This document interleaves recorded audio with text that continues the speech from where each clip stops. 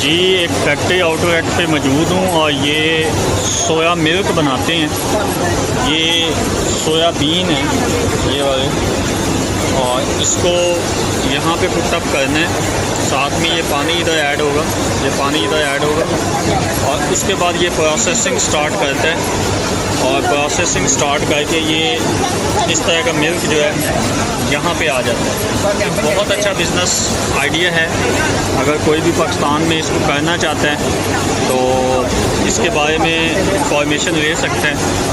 और क्योंकि हमें ज़रूरत है इन छोटी छोटी मशीनों की पाकिस्तान को ऊपर उठाने के लिए, इकॉनमी को बेहतर करने के लिए, ये एक बेहतरीन मशीन है मेरे ख्याल में सोया मिल्क बनाने की। इस जैसी एक बड़ी भी यहाँ पे मौजूद है, ये वाली देखें, ये टोटल ऑटोमेटिक है, ठीक है। और ये बहुत प्राइस भी इसकी रीज़नेबल है, और ये बिल्कुल रीज़नेबल प्राइस